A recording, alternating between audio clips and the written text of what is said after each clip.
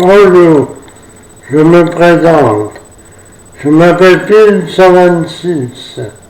Aujourd'hui, nous allons aborder le sujet d'intégration et de l'exclusion de la personne en situation de handicap.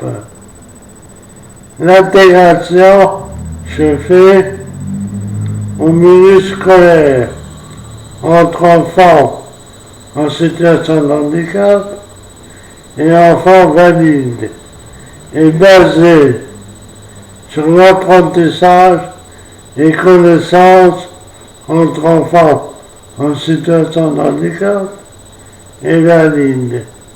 Puis, petit à petit, l'amitié se fait. Également, le partage se réalise parmi eux. L'amour, l'affection se produit. Ils se découvrent à peine. Ce sont deux mondes différents. Personnes en situation de handicap et personnes valides. Ces personnes sont faites pour s'entendre l'un vers l'autre. C'est comme cela que nous puissions construire un seul monde, ensemble, dans une grande solidarité. La ministre des Personnes handicapées a trouvé cette méthode d'inclure des personnes handicapées au milieu scolaire, normaux, afin de les insérer dans la société et d'être acceptés par tous.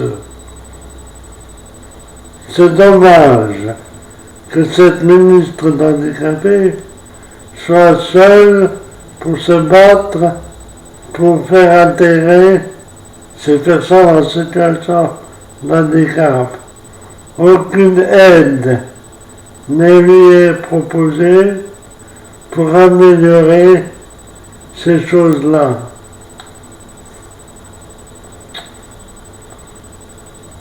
Également, l'intégration est un travail des deux côtés. La personne en situation de handicap et les personnes valides. C'est un travail que ça se fait sur longue haleine pour être accepté. Ça ne se fait pas en claquant au bout des doigts. Les personnes en situation de handicap doivent aller vers les valides. Les valides pour qu'ils puissent les accepter. Des deux côtés, ils doivent s'unir et s'aimer. C'est ça l'intégration. Évidemment, c'est long, mais on peut le faire. C'est réalisable. Il faut se donner juste la peine. C'est ça les choses. C'est l'intégration. Maintenant, parlons de l'exclusion. L'exclusion est un traumatisme pour toute personne qui soit en situation de handicap et personne seule. L'exclusion est un rejet par d'autres personnes.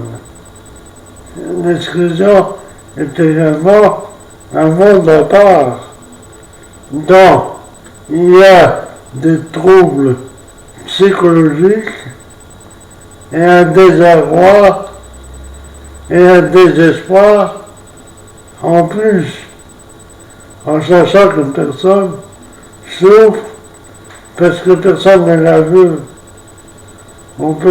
Personne ne s'intéresse à cette personne. C'est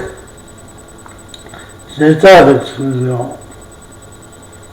C'est une souffrance continue. C'est ça l'exclusion. Ouais.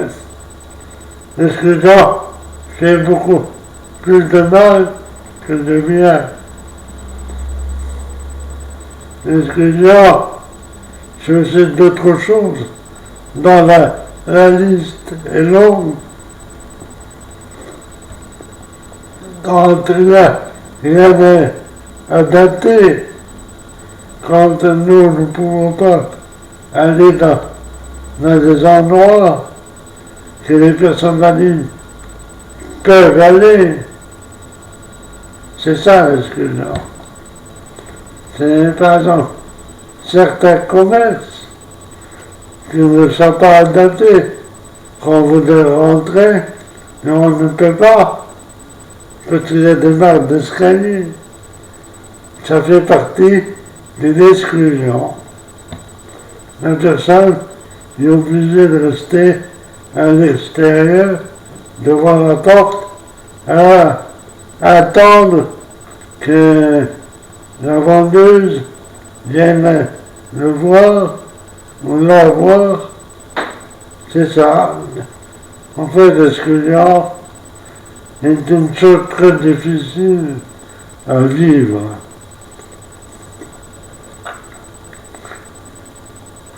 C'est pour ça, donc maintenant, si vous voulez, je vais vous donner juste un petit aperçu en expliquant avec des poissons. Moi, je vais employer deux types de poissons, de deux couleurs différentes. Comme ça, vous verrez. Dans la mer, comme vous savez tous, il y a plusieurs espèces de poissons. Dans le monde, j'en parlais de la même espèce, mais des couleurs différentes. Le poisson, qui sont rouge-orangé, rentre, nage vers une porte. Puis, tous ces poissons-là, ils rentrent dans cette fameuse porte, puis la porte se referme.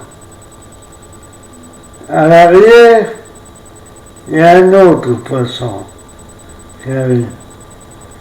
Ce poisson-là, il est bleu, un bleu noir, comme vous voulez.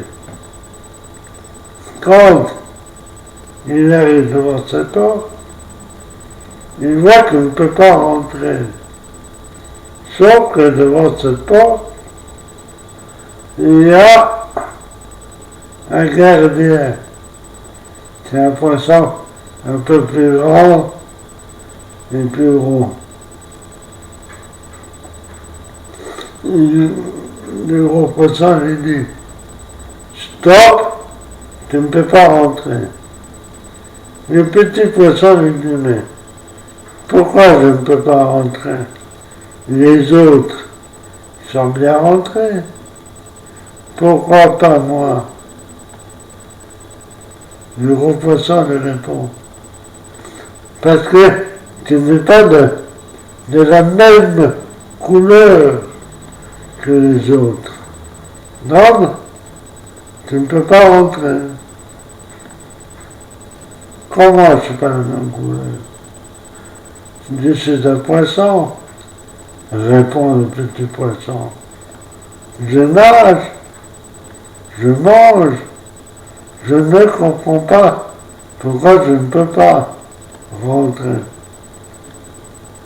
Le gros poisson lui dit, je vais te donner les raisons. Toi, tu n'es pas comme les autres. Tu es un poisson trop lent. Tu nages pas assez rapidement. Tu ne fais pas les choses comme les autres, à la même rapidité que les autres. Le petit poisson a dit, mais malgré tout, je suis un poisson. Alors pourquoi je suis là si je ne suis pas un petit poisson? Le gros poisson le regarde, il dit, je regrette. Nous n'acceptons pas les petits poissons comme toi, parce que tu ne nous apporterais pas les choses que nous souhaitons. C'est pour cela. Donc le petit poisson, il s'en va, fait demi-tour, puis il s'en va. Puis le petit poisson, il va dans son monde à lui, dans son monde avec une tristesse, un désarroi, une souffrance continue, parce que personne ne veut, personne ne l'accepte. Et bien pour nous les handicapés, c'est la même chose. C'est pour cela que je vous dis, battez-vous, montrez que vous êtes là, ne vous cachez pas, sortez de chez vous, allez promener, allez faire des courses, faites quelque chose au quotidien. C'est pas à cause que vous êtes dans des fauteuils roulants que vous devez arrêter de vivre. C'est pas ça l'intégration. Si vous recherchez l'amour, c'est possible aussi. Tout est possible. Nous sommes des gens normaux, comme l'a dit la ministre handicapée. Donc battez-vous, bougez, comme moi je fais. Moi je sors, je n'ai pas honte, je sors, je vais partout. C'est ça qu'il faut faire. Il ne faut pas écouter l'État. L'État, vous savez, ne fera jamais rien pour nous. L'État, c'est un milieu corrompu. C'est un milieu attardé à 400%. C'est ça l'État. Si vous vous rabaissez à l'État, dans ce cas, vous n'êtes pas mieux que l'État. C'est pour ça que je vous dis que les choses, il faut les faire au quotidien. C'est comme ça qu'on peut, qu'un jour, on sera accepté tel que nous sommes. Évidemment, comme je viens de dire tout à l'heure, la France est un pays attardé à 400%. Donc voilà, c'est ça que je pense moi.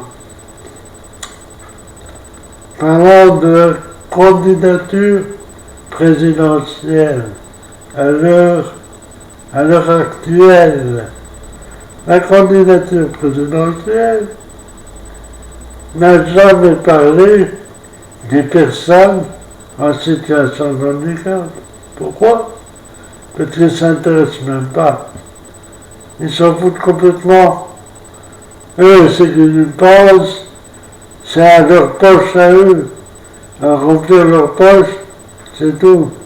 C'est pour ça qu'ils se battent pour avoir la place de président.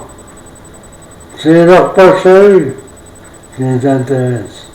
Et les avantages qu'ils ont, c'est pas des avantages de nous, personnes handicapées, auxquelles nous n'avons pas du tout, même rien du tout. C'est pour ça que je vous dis, l'État, faut pas trop y compter. La maltraitance, parlons-en, de la maltraitance. Maltraitance, à l'heure actuelle, il parle des personnes maltraitées en EHPAD. C'est étonnant qu'ils en parlent maintenant, parce que ça a toujours existé. Mais là, cette fois-ci, il y a eu une personnalité qui a soulevé ça. Parce qu'il avait l'une de ses familles qui était placée dans des EHPAD. C'est pour ça que j'en parle. Puis, il y a eu ce fameux livre qui est sorti. C'est pour ça aussi. Mais, messieurs, dames, les personnes handicapées qui sont maltraitées dans des maisons d'accueil spécialisées et dans des foyers double tarification et autres établissements, ça, ils n'en parlent pas. C'est étonnant quand même. Pourtant, ces gens-là, ils sont tout aussi maltraités que les personnes âgées. C'est pour ça, nous, les personnes en situation de handicap, nous vivons dans l'ignorance, dans la visibilité, et visible en même temps. C'est ça. La situation de handicap en France n'a jamais été acceptée ni même reconnue par personne. C'est ça, les systèmes handicapés. C'est bien à dire, mais quand un autre candidat qui parlait de les mettre aux structures spécialisées, vous savez, les structures spécialisées, j'en ai fait moi. J'ai connu ça. Les structures spécialisées, c'est dirigé par des neuropsychiatres et des psychologues qui croient tout savoir, mais qui ne savent rien. Ils ne sont même pas capables de dire si une personne est capable de faire ci ou ça. Ça ne veut rien. Seule la personne sait. Seule la personne est capable de connaître ses possibilités. Pas des neuropsychiatres, pas des psychologues qui sont juste bons à détruire la vie des gens.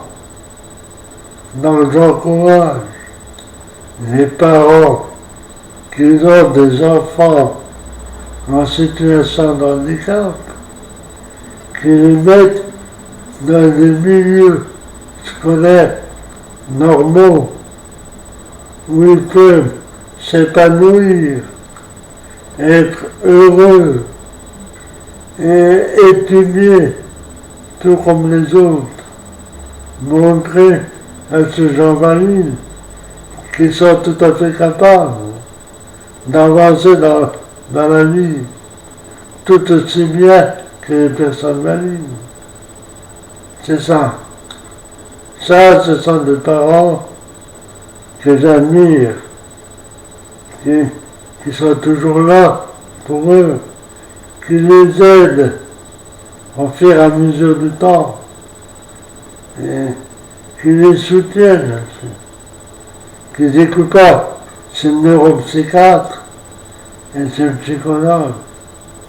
Il faut qu'ils fassent à leur tête à eux et et à leurs sentiments à eux, et également à leurs prédictions par rapport à ces gens-là.